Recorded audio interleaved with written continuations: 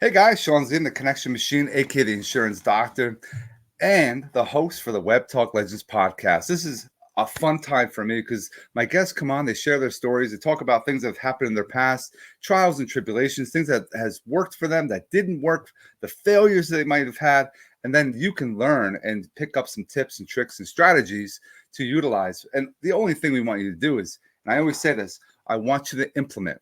I want you to take action. I don't want you to sit back, listen to this stuff, go in one ear and out the other. I want you to actually use it. So those that are watching, we appreciate you. A couple housekeeping things. I want you to drop a hashtag live if you're on live, hashtag replay on the replay. If you would go additional, I want you to drop a comment where you're watching from. So do one of those first things, then do a second thing.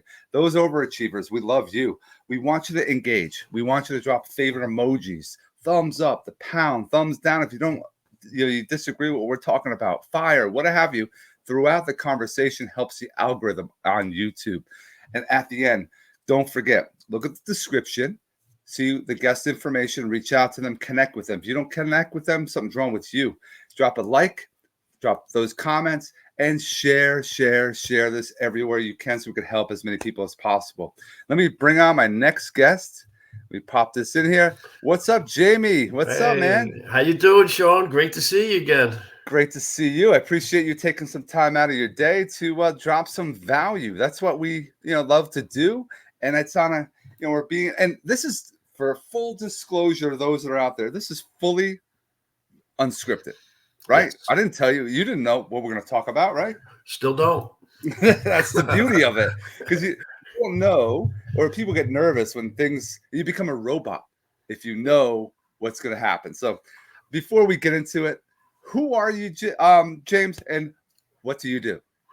Hey, Shawn, I'm a real estate agent for Crossroads Realty, located down here in Ocean County, New Jersey. I actually work with the Barrier Island office, but we have 5 locations, I think 6 locations now down here. And the market's been crazy. This past year has been nuts. And so many changes happening, now. So, that's basically it. I do real estate and I play a little music and I cook. Man, those are some things we're going to talk about because people don't like to hear us all talk about insurance, real estate all the time, but they gain and they learn about us. And if they learn about us, they start liking us, they're going to trust us, then they're going to do business with us. You have all those guitars in the background. Tell us the uniqueness about them. Why are they up there? And also tell us some stories about them, please. Well, they do each have a separate meaning for me. Each guitar, I play all of them. My Stratocaster, most of the guitars up there are from the 90s, a couple 80s. So they're vintage guitars. And, I have a couple Fenders. I have a Telecaster, Stratocaster, ES35, and SG. I'm talking Guitar Mambo, but they're all different sounds, and I love them all, and I play them all. I like to collect the guitars now. I'm starting my collection here. I have a few more, but it takes me away from the whole real estate and everything else. I take my time every day to try to get away from everything else, and that's my escape. I play a little guitar. And is there a favorite artist you're into? I mean, you said the 80s and the 90s. That's where I think music really, really is happening. And today it's a little difficult, but talk to us about your favorite artist, please. I start from the Stones to the Beatles to Stone Temple Pilots to, the 90s grunge. I'm into Frank Sinatra. I do a few Sinatra songs in my show. We do some grunge, Stones, and Beatles. I play the songs that I know that I think people like, but I like the songs that I play because I like them, and I do get free. I even do a couple old, like 60s Bee Gees songs, before the disco. And I seem to get really good reaction with those, believe it or not. No, music, I think, is for the soul, man. Like certain songs you listen to bring you back. You can a certain song will come on the radio. You might be playing on whatever, Spotify or whatever different channels, the apps out there. But it brings you back and you can remember where you were, how the things were smelling. It's amazing. Are you a concert goer as far as when you were growing up until today, seeing live music? Of course. When I was a kid, I got to see Led Zeppelin. I got to see the Stones. I saw, all great bands. Yes, I still go see shows because music to me, it talks to me. It's like you just said, I can remember a song from back in the 70s. I remember where I was when I first heard it. My first Led Zeppelin album, I was like blown away, and I still remember that. And, again, it takes me away. And that's why. And I love it. So what I've found so far, you're saying that's a stress reliever for you. It allows you to get away from the everyday, get into a little segment just to kind of get away for your mind, which is good. People need to have something. I like exercise. I like working out, fitness. That's my mindset, mental health type of piece. That seems like yours that you're able to do. You also mentioned you liked cooking. What's your favorite? Yeah. What are you into? I'm Italian, so it's all Italian food. My specialty is probably homemade pizza. I'd make the dough. Lasagna is a family favorite. I like to cook for my family and friends. I like to invite people over. I'll spend 5-6 hours cooking because when you're sitting there and you're eating the food, you're like, oh, this is better than every restaurant. You know what? That makes all the work worth it. To see the smile. Same thing with the real estate. Seeing the people happy at the end just makes it worth it, all the hard work. I agree. Like when you have people over, friends, family, I like the holidays. We had Thanksgiving, then we had Christmas, we had people over. Then you're going to have probably I'm a corned beef guy coming up. And so I guess St. Patty's Day is the next one, right? I like getting around people and putting this down for a period of time. This is unbelievable. This is a problem for a lot of people. And even with kids, I have young kids too. I try to not allow them to have a phone or an iPad during dinner. And we want to talk because I think socialize is very important to, get to know others. And it helps you, your communication skills. You're listening to adults. If you're, kid watching this, you're learning. Mm-hmm. You're not just sitting there always blabbermouth and, everyone's talking. Well, we were never allowed. Well, when I was a kid, there was no phones. But with my kids growing up, you weren't allowed to have a phone at the table. I still don't. Put it on the counter. If you can't take 10 minutes away to sit and eat and talk with your family, because to me, before real estate, before music, before food, it's family. I'm a dedicated family guy. I'm old school.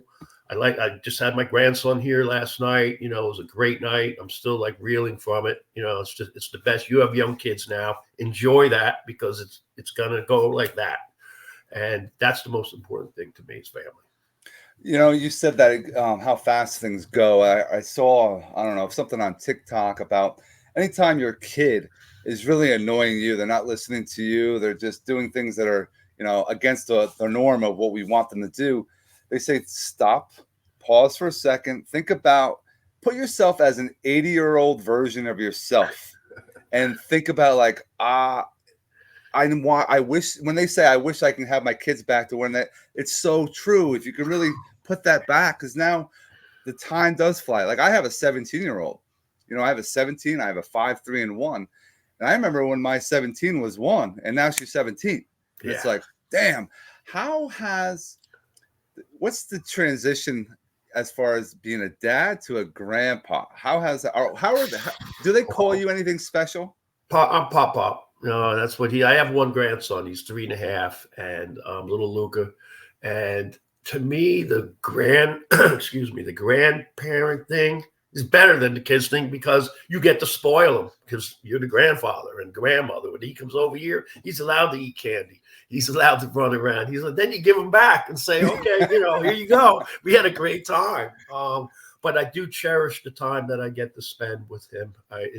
He just lights up my world. No, it's so true. My middle, actually my 5 and my 3-year-olds, they're like, if you don't give it to me, grandma's gonna give it to me. And we're like, damn, it's so true. And it's just amazing when they're around certain segments, how they act. They're actually worse with their own kids than they are with grandparents. Going to sleep at night takes grandparents, they go to bed for you very easily. But for a parent, they just harp and, they want to stay up. So it's a lot of say that because we were just talking about that last night. He came here and she was like, oh, he's not going to eat that. Yeah, he will. He doesn't eat that at home, but he does here, so just like you're saying. Yeah, they'll just try anything. It's just something that grandparents have a special magic, and Yeah, that will happen and allow things to, you know, help those children grow. That's a yeah, that's powerful thing. right. Now, with being a realtor, you're a small business owner in reality. You're an entrepreneur. What were you before? Let's go even before that. What were you before that? Um, Believe it or not, for about 28 to 30 years, I was a trucker, heavy Oh, equipment operator. For years, I've been all over the country. I did it while I was young and single. I used to haul hazardous waste out of New Jersey to all over the Midwest and down south, and hauled some cool stuff, bridge beams, all big and wide and cool stuff. I never really got into freight that much. And then from there, I went into a family business, an auto body business, believe it or not. I became a manager. I did some schooling and got thrown into the mix. And I really liked the body business as running end of it. But it was very depressing. People come in PO'd because their car smashed. So dealing with that, dealing with insurance companies, I mean, no, you know what it's like yeah. dealing with the big companies. And then, with the parts situation, it was always a hassle. And when I was 57, I'm 62 now. When I was 57, I contracted RA, rheumatoid arthritis. So all that pressure and depression and everything really took an effect on my health. So I had to make a change. And I was fortunate enough to be a people person. I was always good. People used to say, Jamie, why don't you be a car salesman? Not really into the car salesman. Great business, multi-billion-dollar business. Wasn't for me. I was into the real estate, did it, took off on me, and I've been on fire since. Knock on wood. I came in at the right time. I'm with a great brokerage with Crossroads. They really support their people, and I'm 3 years into it now, and my second, third year, I'm award winning, through the flex, and it. I love it, man. I love it. I love it so much. Dude, it's a powerful thing to be a trucker, then get into the auto body. Being a trucker, It was did great. you have what were you able to do? How did you deal with I mean, put it out there, you were lonely, right? In a truck for a number of hours. What were some things you were able to do to, counteract that time that you had being alone? Um, I didn't look at it as much as being alone as being free. Um, you had your freedom when you were out there. You cruising along some road out through, I don't know, Western North Carolina, South Carolina. You're just cruising along, listening to the tunes, whatever. You see a little barbecue joint. You're able to stop, get out, talk to people, meet. I love that. I found so many great places. And that's the way I looked at it. That was my freedom. Yeah, it does get lonely. And being out on the road can be tough, especially coming from New Jersey, hauling hazardous waste. They didn't like that hazardous waste coming into their state. So the cops, if they seen the placards, they'd be all over you. But to me, I didn't consider it lonely. I considered it free, to be free. But it was always great coming home, believe me. Oh yeah. Yeah. You definitely, and then transition into real estate allows you to, spread your wings. You have more control over your time. You can do what you Yeah. want to do because you are that, the pillar of your business. You can work when you want to work. And a lot of times people forget about it. You have to have that motivation consistently. Oh, yeah. Otherwise, you're not going to have paychecks. Well, Um, that's it. Now it's all on you. it's all on you. And it's an important thing to understand that. Is there any final thoughts that you can share for those that are watching about podcasting? Well, I'm just new at it. I did 6 episodes already, and to me, that's the way to get out to the people.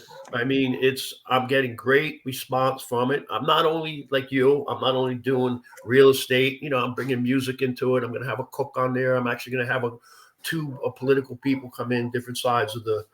And to me, I love it, and it's really helping me. I'm getting a lot of feedback. Like people walk on the street. I mean, people come in. Hey, man, I saw that last podcast. That is really good. Keep going with it, and that motivates me more. And to me, I like projecting my thoughts out to people. Hey, listen, not everybody agrees with me, and you either love me or you hate me because I'm me. You know what I mean? I don't try to be anybody else. I am just me. So whether it's good or bad, I get both ends of it, but I always get feedback from people, and that drives me to keep going with it. I applaud you. I want you to continue to do it. Be consistent, because don't stop. You're going to see, like you said, people are going to see you out in public. You're like almost a celebrity in reality. That's what we're portraying ourselves. But we're using it to teach others, educating, giving value, instead of sitting here and spitting up and talking about our service and our product. I want to thank you, Jamie, for being with us today. Everyone that's popping in now, I apologize. You might have to wait until this upload so you get to all the golden nuggets in the beginning. Don't forget, hit that subscribe button, hit the like button, and don't forget, go to the description, take a look at all of Jamie's information, reach out to him, talk music, talk cooking, talk real estate, get to know him as a human being. He's a great guy, and I appreciate everyone that's on today. Jamie, again, thank you for joining us, dropping that value, and we hope you have an awesome rest of your day. Thank you so much, Shawn, for having me. This is my second time with you. You're going to come on my show next, but no doubt about it. Appreciate we've been staying in touch, and you're with your gym stuff. I'm watching. You're a different guy from when I saw you 3 years ago, man. You keep it up. Thank you, sir. Thank you so much for having me. You got it, brother.